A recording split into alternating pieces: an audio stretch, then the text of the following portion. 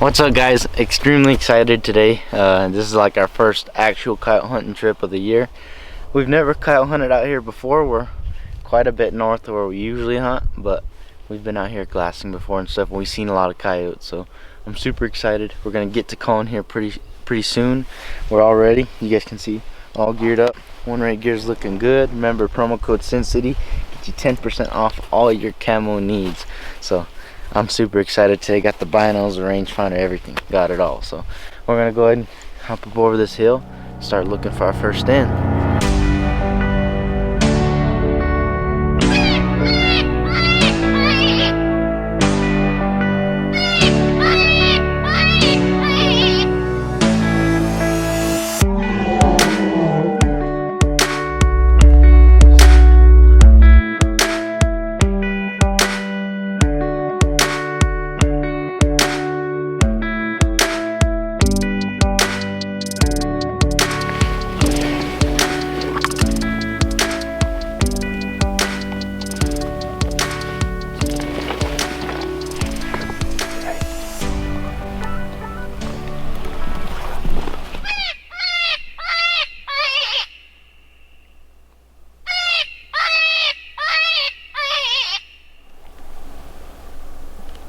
Nothing. Nada. Stand one is a bust. It looked good too. Yeah. All this low area. One thing about this one is, if one would have come in, we would have had a good shot at him. We would have had a pretty good shot at him because there's a this little ridge in front of us is kind of only about 200 yards away. And smoke, it would have popped up anywhere really. 300 yards. So we're just gonna move on to the next spot. I've never had luck in this real thick tree stuff. Have you, for coyotes? No. We have to move a little lower. I'm gonna have to go to some flats. Yeah. Well, that's it. We'll pack it up, go to the next stand. We've never hunted this area for coyotes, but we're gonna look around and we'll figure it out. We'll get something today, hopefully, because we know there's coyotes out here. See, the problem is we've glassed out here. We've had a deer tag out here 1 or 2 times, and we know where there's coyotes, but there's archery tags open right now. So we don't want to be going where we know people are going to be chasing deer and stuff, because we don't want to blow people's archery hunts. Now, if it was like a rifle hunt, you know, I wouldn't be too worried about it, but I don't want to be calling on top of archers, you know, this time of year. So as far as those spots we know of, we can't hit that up, but like he said, we never called out here, so I just kind of last night just picked a random spot and we're out here calling. So we're gonna move down the road. We should get into more flats right down the road, so let's pack up.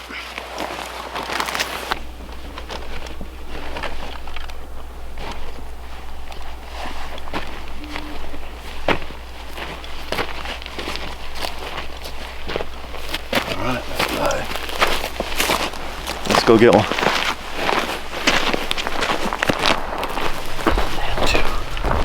Stand number 2. Let's see if we can get it done.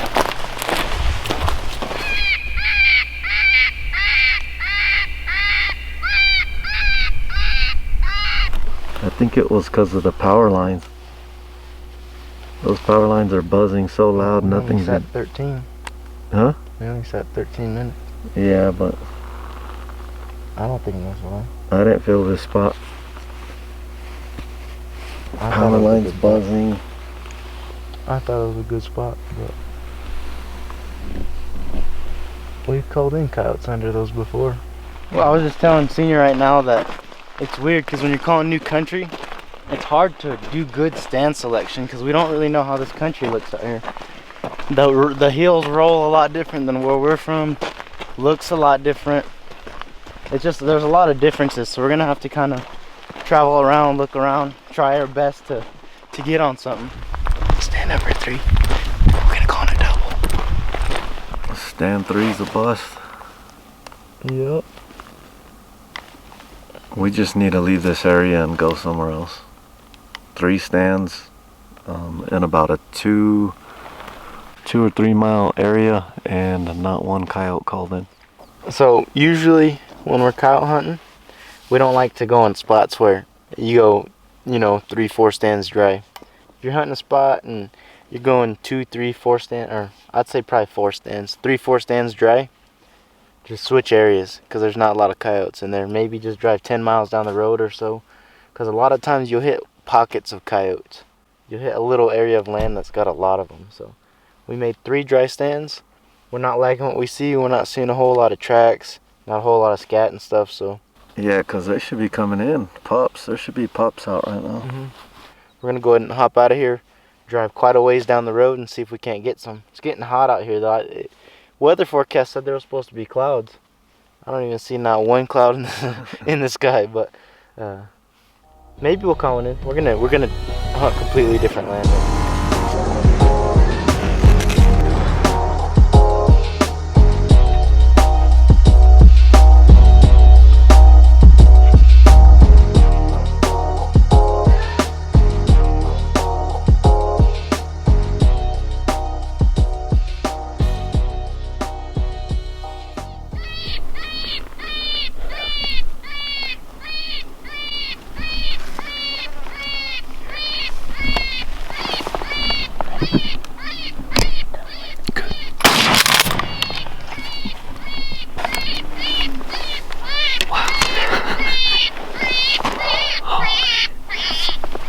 Behind us.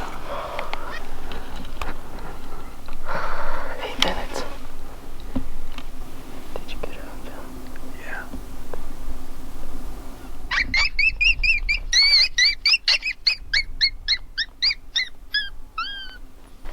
Oh my gosh. It is hot right now.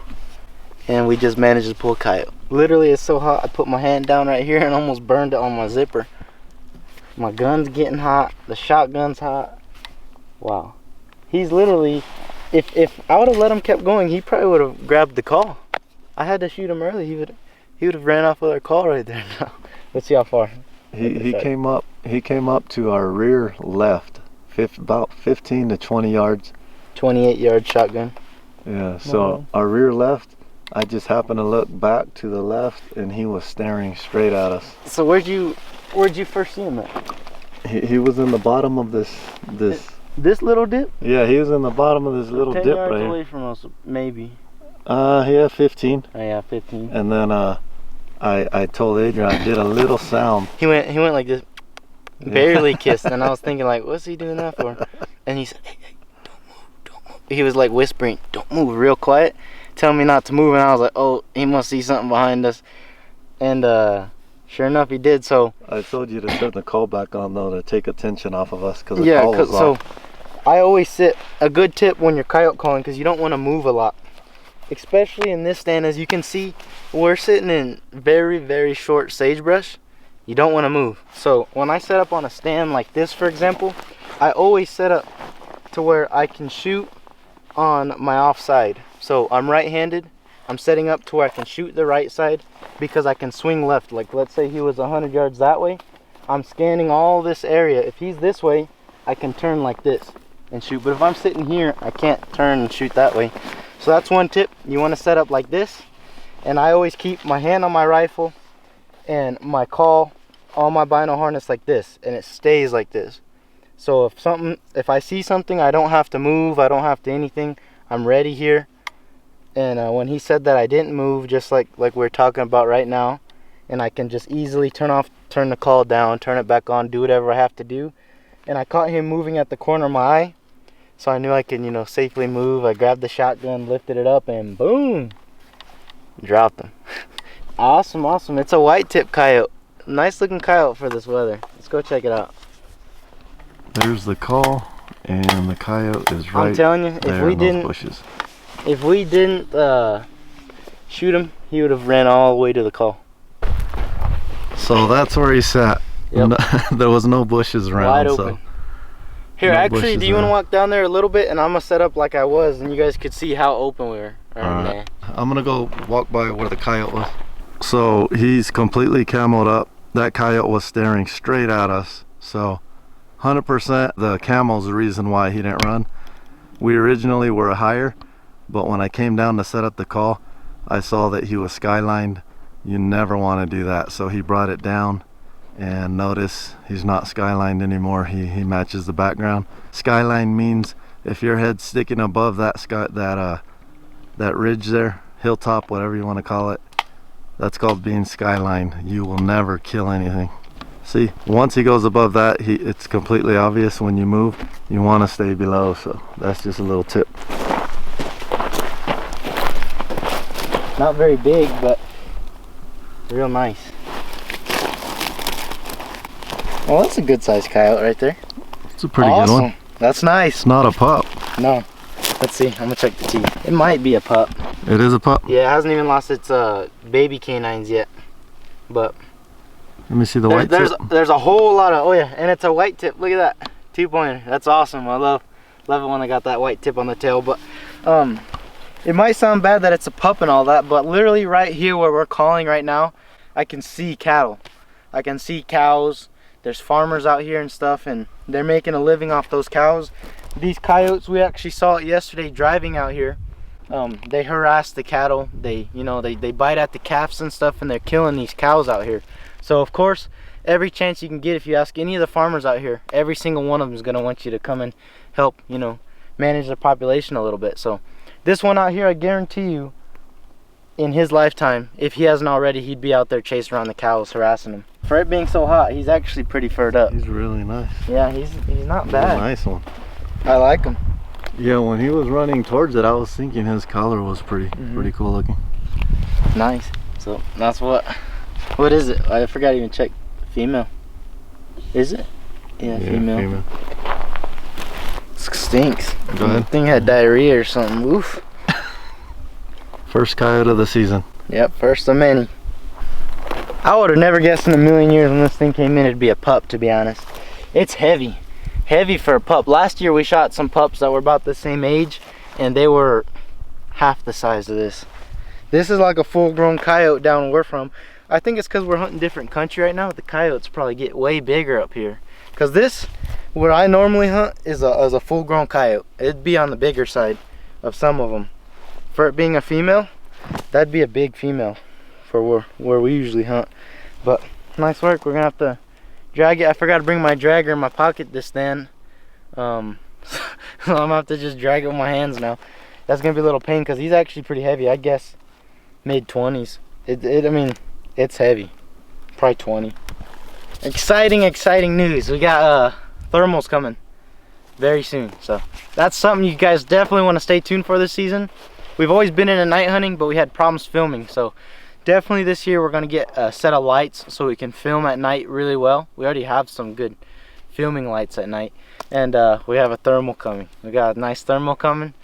We'll show you guys when it comes, but it's going to be awesome. It films through the thermal and everything, so it's going to be an awesome year. Bobcats. You guys know there's a lot of bobcats here in Nevada. We can hunt them at night with thermals down in southern Nevada down there. So we're definitely going to be doing that a lot this year with thermals. Getting a lot of cool footage out there, so you guys definitely want to stay tuned for that.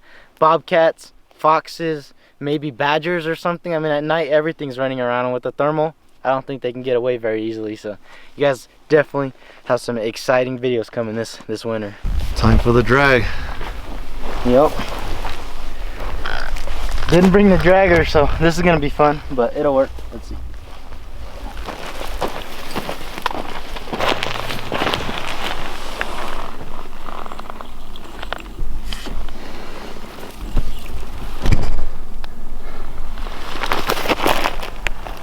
Alright guys, this isn't how I usually close out my videos, but we're kind of on like a little bit of a vacation here in Ely. That's why I'm dressed like this.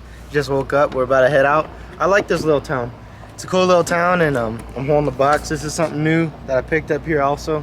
Little bog pod death grip here. Bog pod death grip or something. I'm not sure what it's exactly called, but these things are awesome. Getting ready for night hunting. Like I've mentioned before, we got thermal coming, so you guys got a lot to expect this coming season. And these little towns are awesome. We spent a lot of money here, but that's good. My parents are from a little town also, and it just helps the people out here. You know, they don't get a lot of business out here, outsider business sometimes. So whenever we come to these little towns, we like to spend some money. This might cost a little bit more money than we could have if we might be shopped on Amazon or something, but You know, like I said, we're supporting local business. It was like 10 bucks more, but can't complain about that. Had an awesome time. We're gonna head home now and start hunting the deserts we're familiar with. The coyotes out here, you know, I'm sure that there's a lot, but we're not very familiar with this land out here. And I would say it's just about the same as down south as far as the population goes. But other than that, thank you guys for watching, and I'll see you outdoors. What we do here is go back.